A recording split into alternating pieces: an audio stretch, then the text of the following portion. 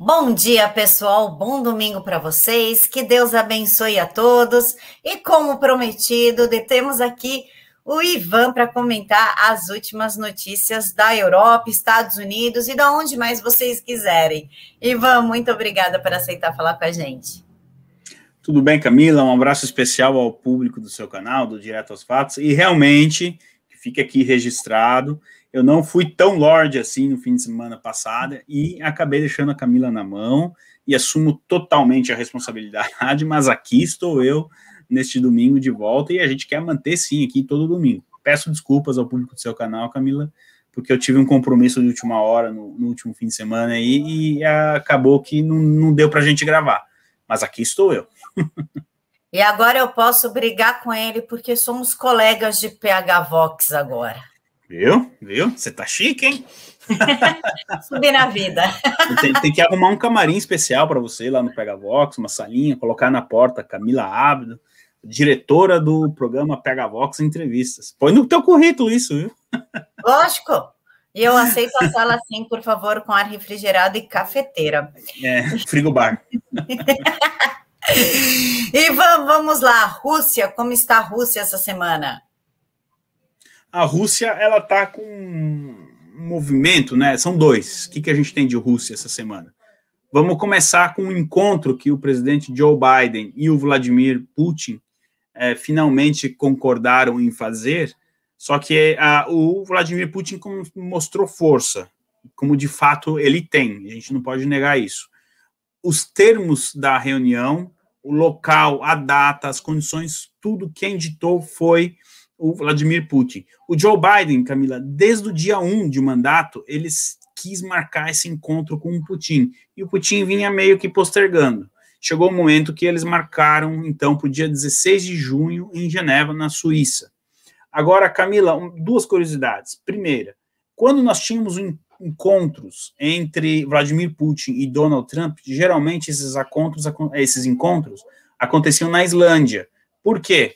Ficava mais ou menos no meio do caminho para os dois, tanto para o Putin saindo de Moscou, quanto para o Trump saindo de Washington.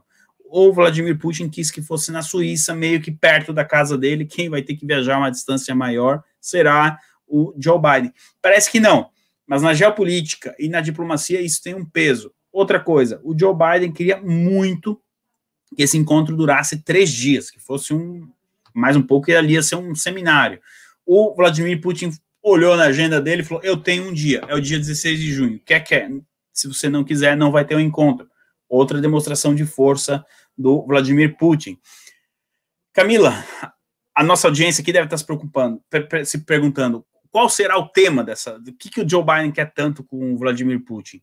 A gente pode aqui trazer várias hipóteses, mas a mais provável o Joe Biden precisa saber do Vladimir Putin, até onde o Vladimir Putin sabe sobre as questões do filho dele, Hunter Biden. A gente já trouxe aqui no seu canal, o seu público já sabe do que a gente está falando, daquele computadorzinho do inferno, né?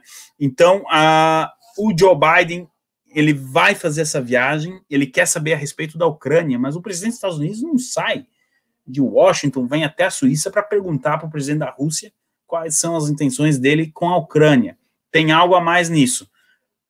As fontes oficiais dizem que é um encontro importante, 2 potências, blá, blá, blá, blá, blá. O público do seu canal é inteligente e nós precisamos trazer o que está sendo comentado nos bastidores. Nos bastidores, a pauta desse encontro pode ser o computador do filho do Joe Biden. E um segundo ponto que eu quero destacar da Rússia essa semana, domingo passado, Camila, a gente teve um episódio envolvendo a Bielorrússia, que praticamente um voo saindo da Lituânia com destino à Áustria foi interceptado pela aviação da Bielorrússia, pelo exército, pela aeronáutica da Bielorrússia, porque nesse voo nós tínhamos ali um dissidente do atual presidente da Bielorrússia, o Lukashenko. Agora, era um voo de carreira, um voo normal. Fazendo uma comparação boba, imagine você, Camila, que você tem um dissidente do Maduro em São Paulo pegando um voo para o México e em algum ponto ali o avião vai sobrevoar o espaço aéreo da Venezuela. Mas um avião TAM, Gol, uma linha normal, não um avião fretado. e o Nicolás Maduro simplesmente ameaça o piloto, ou você posa o avião, ou a gente vai abater esse avião. Foi o que aconteceu ali na Bielorrússia. E aí as pessoas devem estar se perguntando, tá, mas e a Rússia, onde que entra nisso? O presidente da Bielorrússia, o Lukashenko, jamais teria feito esse movimento sem o aval do Vladimir Putin. A Bielorrússia hoje, sim, não é de hoje, mas mais do que nunca, é um país satélite ali da Rússia, e o Lukashenko está no poder desde 94, ele é considerado o último ditador da Europa, e ele só ficou todo esse tempo no poder. Ele está no poder na Bielorrússia antes mesmo que o Putin subisse no poder na Rússia, e ele só ficou todo esse tempo porque ele está bem alinhado com o senhor Vladimir Putin. Vários países, principalmente a Áustria, Hungria, Polônia, Dinamarca, Alemanha, França, já colocaram sanções contra a Bielorrússia. E só um parênteses, Camila, o que o Lukashenko fez é muito grave, muito mesmo. Embora ali o dissidente dele seja um alinhado dos globalistas, a gente já puxou a ficha dele, tem fundação, várias ONGs americanas que patrocinam a Bolsa de Valores da namorada dele, enfim. Mas essa medida do Lukashenko, ela foi muito ousada e vai ter alguma consequência. Nesse fim de semana, o presidente da Bielorrússia viajou para a Rússia, mais precisamente a cidade de Sochi, para se encontrar pessoalmente também com o Vladimir Putin. É incrível, tá todo mundo querendo se encontrar com ele. O Tinder do Vladimir Putin, ali, o Tinder diplomático do Vladimir Putin tá bem ocupado, Camila. Todo mundo quer se encontrar com ele. Então eles estão tendo ali, esse sim, veja bem, o Lukashenko conseguiu mais que o Biden, 2 dias de encontro. Com certeza esse movimento está na mesa, porque essa série de países que eu citei já colocaram sanções à Bielorrússia, sanções econômicas, e todos os voos que vão em direção à Rússia, eles estão tendo que dar uma volta, eles não estão passando pelo espaço aéreo da Bielorrússia. Várias companhias, British Airways, Air France, companhias holandesas, austríacas, estão desviando. Então, por exemplo, na sexta-feira à noite, eu fiz uma pesquisa, em todo o espaço aéreo da Bielorrússia tinha apenas 5 aviões sobrevoando. Eu tenho certeza que o espaço aéreo aí perto da sua casa tem mais aviões agora, Camila. Por que isso? As companhias estão evitando. Qual a segurança que você tem? Quem garante que não vai ter um caça ali do teu lado mandando você pousar o avião? É uma situação diplomática muito complicada e passa com certeza pelas mãos do Putin resolver isso aí. Como que ele vai resolver? Vamos ver essa semana agora que a gente está entrando agora, Camila. Ivan, o Biden também resolveu aí botar suas manguinhas de fora, não sei se é algo teatral ou se é algo realmente bom para os Estados Unidos, mas ele resolveu cobrar a China, né, sobre a origem da peste chinesa. Inclusive, o Facebook americano pediu desculpas por censurar postagens que falavam disso, né? Como que a gente pode analisar isso? Bom, mas primeiro que é uma hipocrisia vir pedir desculpa agora, né, Camila? Eu te calo, eu amarro suas mãos, as suas pernas, não deixo você falar, e aí depois eu venho e peço desculpas. Bom, aí é simples, né?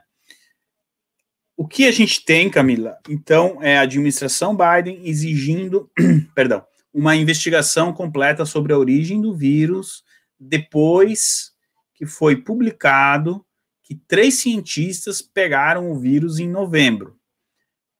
Grande descoberta. O Donald Trump passou o ano passado inteiro dizendo isso. Tá? Não é nenhuma novidade de pessoas que tenham pego o vírus em novembro. Nesse fim de semana, ontem, no sábado, o jornal Daily Mail aqui da Inglaterra publicou um estudo muito importante de um cientista britânico e um norueguês, dizendo que não existe a menor possibilidade do vírus ter saído de um morcego passando por uma pessoa. Ou seja, se não foi isso, o que foi? Foi um laboratório, foi algo fabricado. É um estudo muito importante que está também dando bastante o que falar. Agora, Camila, a gente precisa aqui separar as duas coisas. A administração Biden, ela está perdida, nós não podemos confiar nessa administração, e dali pode sair tudo. Eu não me surpreenderia se eles fizessem, de fato, ali alguma investigação para meio que fictícia, para daqui 2 meses vir dizer, não, de fato, a China não tem culpa, China, tamo junto, foi mal, beleza, ou há uma maneira de pressionar a China também, alguma coisa que essa gente queira. Quando digo essa gente, é o Partido Democrata, não os Estados Unidos. Então, são várias hipóteses, é tudo muito prematuro ainda, essa ideia de investigar a China saiu nessa semana. Eu, como analista, recomendo aí, nesse caso, a prudência, sem sofisticação, mas muita prudência, porque do Partido Democrata você pode esperar de tudo. Como eu disse, pode ser que eles inocentem a China daqui 2 meses, ou como de fato eles queiram descobrir, mas se eles querem descobrir, é porque eles querem alguma coisa em torno da China. E quando essa gente entra em atrito, para a gente também não é bom. Então a gente precisa aguardar aí as próximas semanas. A China já respondeu dizendo que isso é uma retórica política e que os Estados Unidos está querendo lavar a mão da sua culpa. Nesse ponto, qual é a culpa dos Estados Unidos? A China também não deixa isso muito certo. Então a gente vai ter ainda bastante bate-boca diplomático nas próximas semanas, Camila. Perdão. A gente pode, o Ivan, pensar, analisar, supor, né, supostamente, que esse passo do Joe Biden é um recado para a China a respeito das ações do Hunter, porque o Hunter tem ali algumas coisas mal explicadas com a China, alguns contratos mal explicados. Poderia ser do tipo, se você falar do meu filho, eu vou piorar as coisas? Pode, Camila, com certeza. Essa é uma das hipóteses que tem que ficar na mesa. Até porque dá raiva, né? Mas, enfim, o jornal New York Times, que é jornal mais globalista que esse, mas, enfim, eles já admitem a possibilidade de um envolvimento mais sério do Partido Comunista Chinês com o filho do Joe Biden. E o New York Times, outro dia trouxe um editorial onde eles dizem que realmente, de fato, ali existe um recibo de 83 mil euros envolvendo uma empresa na Ucrânia que passaria pelo governo chinês, tudo aquilo que foi falado no final do ano passado, durante a campanha presidencial nos Estados Unidos, da eleição americana. Então, sim, Camila, a hipótese que você trouxe para a gente aqui, ela tem totalmente fundamento e não pode ser descartada. Quando eu dizia que o Partido Democrata, de repente, está fazendo isso para chantagear a China, é um leque de possibilidades, e essa que você trouxe agora, com certeza, é um deles. Ivan, Alemanha, o que podemos esperar da chanceler alemã essa semana? Que ela fique. Eu quero que ela fique, Camila, porque a situação na Alemanha está para piorar. Eu não acredito que eu estou dizendo fica Merkel, mas a situação está complicada. Por quê, Camila? Partido Verde, e depois a gente vai falar aqui de Inglaterra também, e o Partido Verde ele vai voltar aqui para a pauta. O Partido Verde ele é favorito nas eleições da Alemanha de setembro, tá? O governo Merkel, ele é um governo moribundo, ele já há 15 anos lá, e o que acontece? Já não, efetivamente já não governa. A partir do momento que ela decidiu que não seria candidata à reeleição, as federações, que a Alemanha é um país parecido com os Estados Unidos, né? Os estados, eles têm certa autonomia. Então, eles meio que estão passando por cima de algumas ordens executivas da Angela Merkel. Agora, o que a gente tem que monitorar e ver com calma, a gente vai fazer um trabalho quando for a hora da eleição lá em setembro, Camila, de repente a gente faz uma transmissão especial aqui para o seu canal, explicando quem são os candidatos e tudo mais. Podem anotar aí que a gente faz um especialzinho aqui bem bacana, a gente vai fazer lá para o PH Vox também, mas será um prazer vir aqui fazer para o seu público. O Partido Verde, sim, tem grandes chances de vencer as eleições na Alemanha, e o que está acontecendo, que é um fenômeno que eu reparei aqui na Inglaterra também, a esquerda, ela está se dividindo. Então, você tem aquele eleitor da esquerda mais velho, faixa etária, 40 anos para cima, que ou ele está deixando de votar no partido de esquerda, de fato, nos partidos trabalhistas, comunistas, ou, paradoxalmente, está votando em partidos conservadores. Mas isso é uma análise que a gente não vai fazer agora, porque iria muito longe.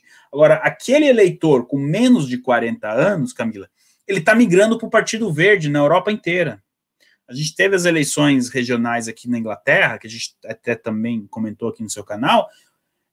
O Partido Verde foi o que mais cresceu. O Partido Liberal está saindo a tal da terceira via, né? Essa está virando a terceira via que está virando a quarta via.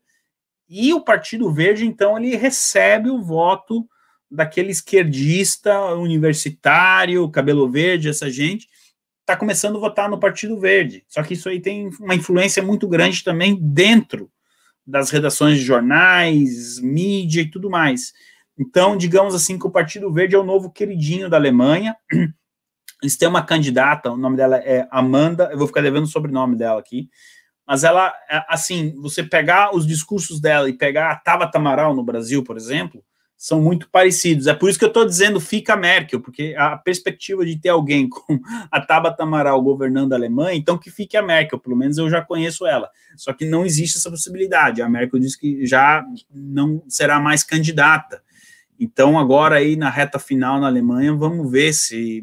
a gente tem um partido de direita, o AfD, que também não está tão mal nas pesquisas, mas eu acho que eles não estão prontos para ganhar a eleição. Quando digo prontos, é com militância, com organização mesmo, sabe? E o Partido Verde, então, está recebendo esses votos da esquerda e do centro. Impressionante. E é isso que tem para a Alemanha essa semana, Camila. China, Ivan, a gente está vendo aí uma ascensão da China, inclusive com ministros chineses aí ameaçando os empresários brasileiros, chamando a gente de não patriota, porque a gente não quer vender as nossas terras e dar as nossas empresas para a China, e falando que nós podemos sofrer algumas sanções se não abrirmos o país. Eu ia falar abrir outra coisa, mas é melhor não pegar pesado. Se não abrimos o país para a China. Como é que você vê isso? Camila, eles fazem isso no mundo inteiro, tá? A Austrália está passando pela mesmíssima situação e a Índia, anotem aí, a Índia é o próximo país a entrar nesse bloco aí com a Austrália e Brasil de países perseguidos pela China. Na Índia é um pouco mais complicado, porque tem uma questão... tecnicamente, eles estão em guerra por causa da região da Caxemira, enfim, mas a perseguição é muito grande. Não é à toa que saiu essa questão da variante indiana, não sei o quê. Gente, nada disso é à toa. Agora, na questão do Brasil, Camila, eles entenderam que, infelizmente, boa parte dos empresários brasileiros, e aqui eu não vou generalizar, mas a gente sabe que isso é muito pautada pelo dinheiro. Alguém pode dizer, mas é empresário, bom, mas tem um limite. E eles pegaram esse ponto fraco do empresariado brasileiro, de uma classe, de uma boa parte. E eles acabam fazendo chantagem, jogando em cima do dinheiro. A ideologia que fica longe, enfim. Mas tudo, Camila, todo esse movimento, a gente está vendo na CPI aí no Brasil também, é voltada ao quê? Desestabilizar o governo Bolsonaro, desestabilizar o governo do presidente Bolsonaro. Então, desde a CPI a essa notícia que você trouxe agora, a alguns estados alinhados com a China, que optaram por um lockdown mais restrito, digamos assim, tudo isso tem um objetivo final, tirar aquela pedra no sapato do Partido Comunista Chinês, que hoje atende pelo nome de Jair Messias Bolsonaro no Brasil. Não precisa aqui repetir que a China tem muito interesse no Brasil, até porque nós somos o principal exportador de alimentos para a China, enfim, fora as questões minerais, tudo isso a gente já comentou bastante. Mas existe uma pedra no sapato, existe um último obstáculo para a grande conquista. Esse obstáculo se chama Jair Messias Bolsonaro e o povo que está com ele. Então, a China, desde a CPI aos lockdowns, eles tentam pautar o dia a dia da política brasileira, muito em cima da fragilidade desses empresários e de boa parte da classe política brasileira. Eu acreditei que era fake news, quando aparentemente uma senadora disse que ficaria no chão para a China passar por cima, alguma coisa assim. Então, quando você tem um discurso desse, já não é mais teoria da conspiração, não é, Camila? Inclusive, Ivan, está vindo aí uma nova pandemia vinda da gripe aviária. E ela tem um grande potencial de se tornar não uma epidemia, e sim uma pandemia. Estamos diante mais de uma forma de chantagem da China? Olhando pelos últimos meses, diria anos, sim. Vale lembrar que a SARS também saiu de lá. A gente quase não fala da SARS em 2005, né, Camila? Mas também saiu da China. Impressionante como as últimas ameaças de pandemia saíram do país asiático. Então, agora, a gente falando em mais uma gripe aviária, mais um resfriado, não sei da onde, morcego, a origem é sempre a mesma, né? E, por exemplo, a Austrália está exigindo essa investigação desde abril do ano passado, não é à toa, porque é aquela coisa, da onde saiu um, pode sair outros, né, Camila? Sim, inclusive a própria China já assume a paternidade desse. Tipo, vamos evitar muito problema, a gente já assume a paternidade. Sábado nós tivemos aqui no Brasil digamos que uma manifestação que respeitou tanto o distanciamento que não foi quase ninguém, né? Em prol do Lula Arápio. Inclusive, claro, como toda manifestação de esquerda, há problema, há quebra-quebra, a gente se confrontando com a polícia militar. Isso aqui foi em Recife, nós também, mas assim, poucas pessoas que conseguem fazer um grande barulho, que dão problema, que sujam as vias. Olha aqui, ó, quanta gente, aqui em Brusque, Santa Catarina. Olha, que manifestação gigante. Uhul! Nossa, incrível, ó. Mas aí na Inglaterra também teve uma manifestação, e aí a gente vai mostrar que diferença faz. Enquanto eu passo o vídeo, eu gostaria que você falasse um pouquinho a respeito dela. Tudo bem. Eu posso comentar em cima do vídeo, Camila? Pode, eu vou deixar rolando o vídeo, as imagens. Sem áudio, né? Porque esse vídeo aí tem áudio. Olha só, se não me engano, fui eu que fiz esse vídeo. Camila, então, aí perdão, é a Avenida Oxford Street, que dá para a gente comparar com a Avenida Paulista em São Paulo, tá? E quando você toma ela, é porque sinal que o protesto foi grande. E chegou um momento que eu vi todo mundo comemorando, falei, o que aconteceu? Não, porque aí o cara que estava lá na frente falou, ó, fechou e fechou, então fechou a avenida inteira, tá? Fala-se em 100 mil pessoas, eu acredito que tinha mais, mas enfim, vamos ficar com o número que tem. E qual era o motivo dessas pessoas estarem na rua nesse sábado, incluindo eu aqui, que vos falo? Camila, nós estamos tendo aqui no Reino Unido agora uma espécie de, com muitas aspas, de CPI para entender por que o governo fez, a prova que é eu, 2 lockdowns. Nós tivemos 2 lockdowns e um ex-conselheiro do Boris Johnson, do primeiro-ministro, Dominic Cummings, um parêntese, para mim uma das pessoas mais inteligentes do mundo quando se fala de política, fecha parênteses. Ele foi depor nessa CPI e ele trouxe ali alguns fatos muito importantes, como, por exemplo, a estratégia do governo no início da pandemia aqui era aquela coisa da imunização por rebanho, igual a Suécia. E eles colocaram aquilo, a ideia era aquela. Ele admite, Camila, que, veja bem, o Reino Unido é um país produtor de vacinas, mas que eles não trabalhavam com a hipótese de vacina no ano de 2020.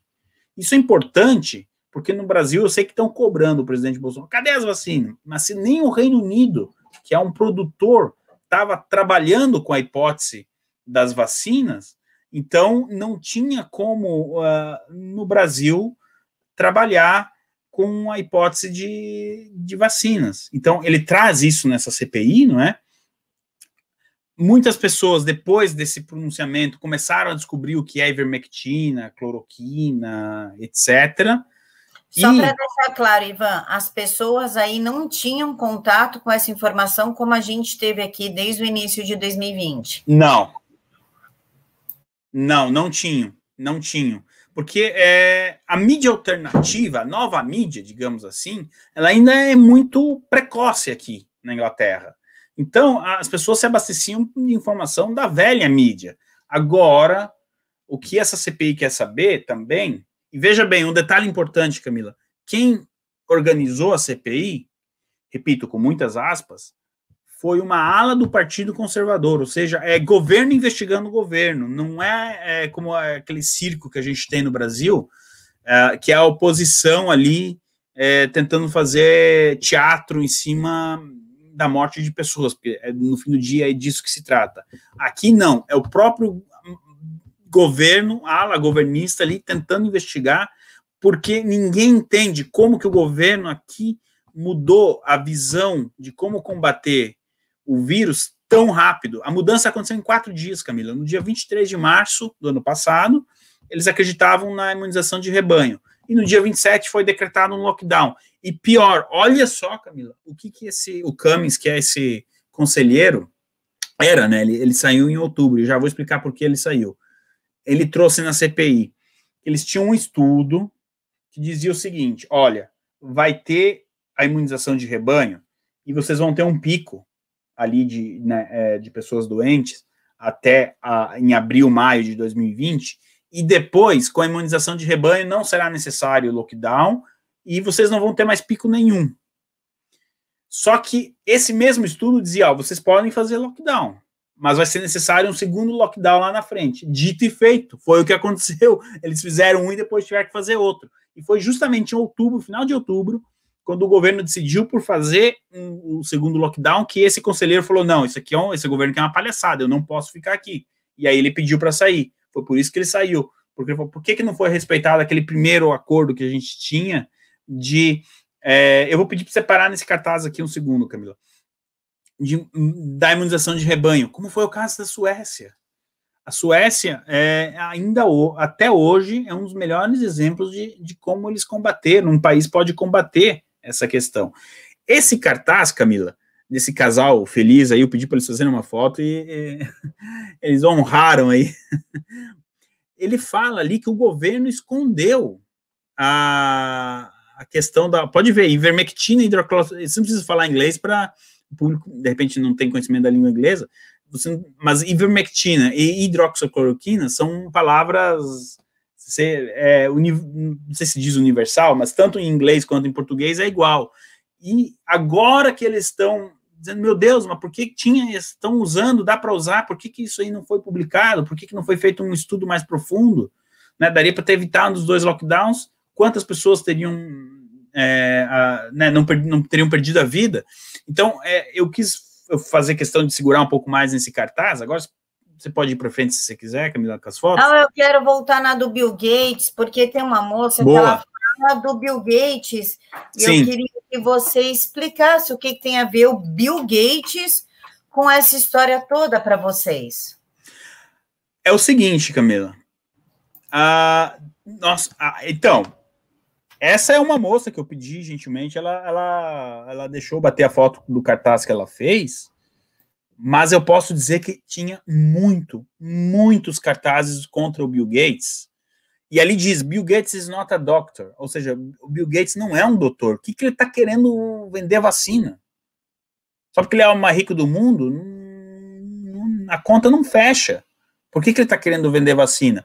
Muita gente batendo em cima do senhor Bill Gates pela questão da vacina. Ali depois diz, the media is the virus. A mídia é o vírus. Muito também. Os repórteres da BBC não puderam fazer a cobertura do protesto. Acontece muito como acontece no Brasil, que a velha mídia vai com o carro, todo, e eles acabam não ficando porque as pessoas já não aguentam mais ser tão manipuladas. Então foi legal você trazer essa questão, porque o Bill Gates estava na mira também nesses protestos no sábado, porque a pergunta que as pessoas estão se fazendo, o cara vende chip de computador e agora está querendo vender vacina? Como é que é isso? A conta não fecha, né? Esse cartaz é o quê, Ivan? É um senhor que está colocando ali que é para prender os banqueiros gananciosos. E o que tem a ver o banqueiro na história? Presuma banqueiro, né, Camila? Quem que patrocina? Você sabe, essa risadinha irônica. Muita gente ganhou dinheiro, né? E não fui eu e você, Camila. Então, assim, foi quem? Foram os banqueiros, né? Então é por isso. Mas você vê que a percepção das pessoas, ela começa a ser muito parecida com as aí do Brasil. E esse senhor aí, talvez, eu não acredito que ele saiba falar português. Não é que ele está assistindo os canais bolsonaristas do YouTube no Brasil, mas a percepção que as pessoas começam a ter é a mesma. Os canais de bolsominion, conspiracionistas, terraplanistas, antivacinas, negacionistas, genocidas. Taxistas. Mas, Camila, foi um protesto muito grande, e ali também, eu tive a oportunidade de conversar com pessoas, a gente entrou ao vivo no PH Box, foi bem legal, e eu identifiquei pessoas... vamos falar primeiro desse cartaz. De novo, o Covid é uma mentira. Prendam o Bill Gates e prendam o Matt Hancock. O Matt Hancock é o mandeta deles aqui, tá? Só para a gente explicar.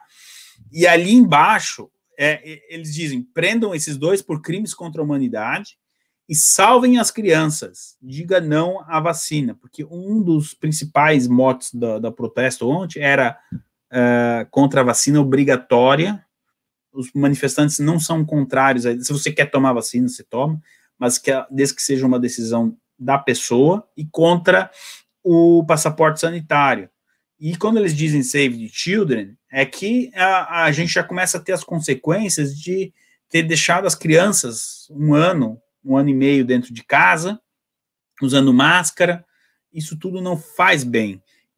E aí eu já não posso comprovar o que eu vou falar aqui, aí sim eu não tenho, então, mas existe teorias que dizem que alguns experimentos foram feitos em crianças da vacina, porque a criança tem uma imunidade mais forte ao vírus e tal. Então, mas isso eu não assino embaixo porque eu não sei, tá, Camila? Mas não é porque eu não sei, porque não existiu, é porque eu não li o suficiente para saber, só isso. Então, esse cartaz, de novo, pedindo para prenderem o Bill Gates. Camila, essa imagem mostra ali um pai de família segurando uma menina. Foi um protesto muito parecido com aqueles que acontecem no Brasil, gente com cachorro, família, enfim, mas um mar de gente. Eu fiz questão de bater bastante fotos de ângulos diferentes para provar. Ali naquele cartaz está bem interessante, que a senhora escreveu assim: eu quero ter a possibilidade de dizer para o meu neto que eu não fiquei quieto. Tipo, no futuro, ela não quer dizer, lembro lá atrás, então eu fiquei quieta, não fiz nada. Não, eu estou aqui protestando. E lá na frente, na direita, tem um outro cartaz que diz que os lockdowns são um crime contra a humanidade. E aqui nos protestos, os cartazes têm uma força, têm um impacto muito grande. Como eu disse, eles estarão nas primeiras páginas do jornal no domingo, na segunda. Então, o cartaz ele tem essa importância, porque é a maneira que os manifestantes têm de mandar o recado, né? Então, tá aí, tem mais uma... acho que tinha bastante gente, né, Camila? A velha mídia vai tentar dizer que foi pequeno o protesto, mas eu posso garantir, eu estava lá, que foi muito grande, Camila. Enquanto a mídia fala, a gente tem imagem, tem gravação, inclusive do Lula. A mídia transmitiu, falou, Sério? postou. Os nossos, que são gigantes, ninguém cobre. A mídia tem medo de povo, Camila. É esse o problema. Eles gostam de asfalto, eles gostam de vazio. Melhor, né? Vamos evitar, porque o cara da CNN, ele até tentou ir na manifestação. Mas como é que a gente vai aceitar na manifestação, Ivan, um cara que é contra aquilo que a gente está querendo, que é apoiar o presidente Bolsonaro? O cara bate no Bolsonaro, a emissora, a CNN, a Daniele fala, infelizmente temos notícias boas, quando Fiquei fala sabendo. da emprego, sabe, são bizarrices, e você vai receber o cara de braços abertos? Vem cá, não, né? Não dá, né? É muita hipocrisia. Mas é a mesma coisa aqui. Principalmente a BBC, não, lockdown, máscara, aquela coisa toda. As pessoas não. Nosso protesto não tem espaço para vocês. Tanto que os organizadores, não sei se no Brasil isso acontece assim também, Camila, você que é velha de guerra e de protesto, tinha o grupo do Telegram, por exemplo, eu estava ali como correspondente de um canal de YouTube e tal. Me registrei, eles divulgaram o link do canal, era tudo organizado, bonitinho, sabia onde tá, onde não tá.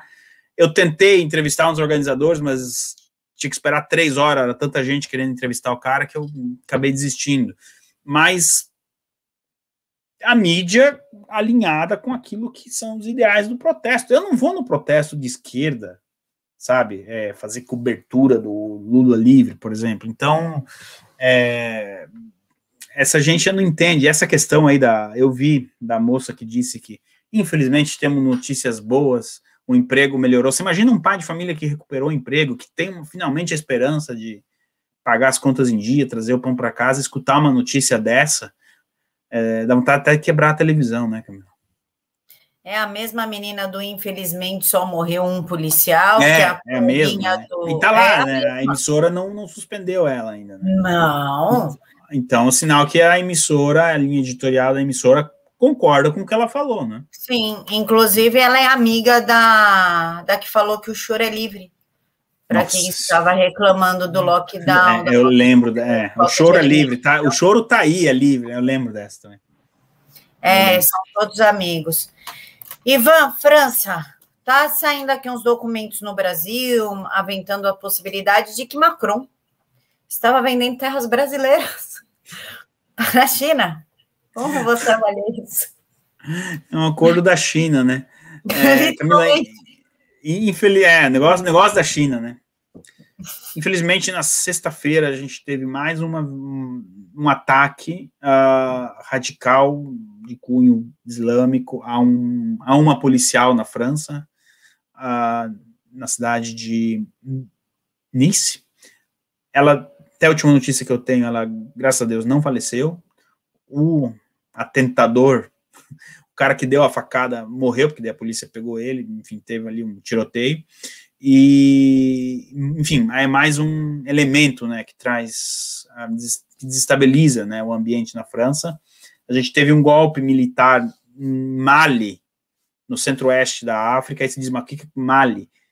Mali é um daqueles países que, digamos assim, está no guarda-chuva de um dos poucos que sobrou de influência da França. Então, aconteceu um golpe que derrubou o governo apoiado pela França. Isso mostra a fragilidade da França perante a comunidade internacional, porque, afinal de contas, as pessoas que organizaram o golpe falaram, mas o cara é alinhado com a França. Dane-se, é o Macron que está lá. E essa questão do Macron estar vendendo terras brasileiras para a China, eu confesso que eu não li essa matéria, essa notícia. Estão investigando. Por isso o desespero dele em cima da Amazônia. A gente iniciou uma investigação na sexta-feira. Porque deve ser complicado. Já pensou você vender uma casa que não é tua e ter que entregar a casa? Deve ser. Eu perderia algumas noites de sono, não é? Então, vamos ver o que vai dar dessa investigação e a gente traz aqui no canal de novo, Camila. O que você acha? Acho ótimo. Inclusive, o Macron reconheceu, Ivan. Opa, apertei errado, voltei, coloquei. Vamos lá, aqui. Macron reconheceu a responsabilidade da França em genocídio de Ruanda. Ele só negou o envolvimento direto dos franceses em 1994, que foi a morte de 800 mil pessoas. Estaria Macron aí tentando algum tipo de jogada? Ele tenta posar de bonitinho, né, Camila? Então, a Alemanha também reconheceu essa semana um genocídio em algum país da África, que agora me foge o nome, mas eu falei que o governo da Merkel é moribundo e está caminhando para o fim, o do Macron não é muito diferente, então ele tenta criar ali uma notícia, um fator, alguma coisa, não é mérito dele, esse processo de reconhecimento desse genocídio, ele já começa no governo Sarkozy, passa pelo governo Hollande, e aí como é o Macron que está lá no poder agora, meio que cai no colo dele, mas é mais uma tentativa, enfim, não é mérito dele, ele pode tentar girar a narrativa a favor dele, mas não muda nada dentro do cenário de um governo fraco, Camila. Ivan, expectativas para essa semana? As duas CPIs tanto a do Reino Unido quanto a do Brasil, porque a gente está tendo essa CPI aqui, novos fatos que podem ajudar aí, de alguma maneira, na narrativa dos conservadores no Brasil, podem estar vindo à tona, eu vou estar aqui monitorando isso, e a CPI do Brasil não tem como, porque a influência da China é tão grande em alguns parlamentares ali que estão conduzindo a CPI, que acaba sendo, sim, um assunto de geopolítica. Então, a grande expectativa da semana, sem dúvida, é essa CPI no Brasil e aqui do Reino Unido. Quem sabe daqui a gente consiga informações que ajudem a bancada conservadora aí no Brasil. Por exemplo, esse estudo aí da imunização por rebanho e tudo mais, já está no Parlamento Britânico, eles podem publicar essa semana, ou daqui 10 dias, mas cedo ou tarde será publicado. Essa questão também do porquê o governo aqui escondeu a questão da hidroxicloroquina, mais cedo ou mais tarde vai ter que ser publicado. Aqui as coisas não ficam debaixo do tapete, pelo menos tem essa vantagem. Então, tomara que não seja muito tarde. Mas é isso, olho na CPI em Brasília. Ivan, canal, Instagram, Twitter, Facebook, endereço, telefone, CEP, caixa postal. Orkut. Messenger, CQ. Você encontra o Ivan, aqui que você fala, lá no PH Vox, e você encontra a Camila também agora, ó, segunda-feira, ela é a nova dona lá do PH Vox Entrevista, diretora, tá com a chave do programa na mão. Quero aproveitar aqui publicamente e agradecer que você tenha aceito o nosso convite, Camila. Então, lá no PH Vox, a gente tem a programação segunda a sexta-feira, às 16 horas, e no sábado de manhã, às 10 da manhã. Tirando isso, no Twitter, @LordIvan22, eu tenho, meu Twitter basicamente é para postar notícias internacionais para o público brasileiro, notícias que a velha mídia não levaria, como a do protesto, por exemplo, que a gente trouxe aqui, imagens e tudo mais. Então, a minha conta no Twitter é para isso, é de correspondente internacional mesmo.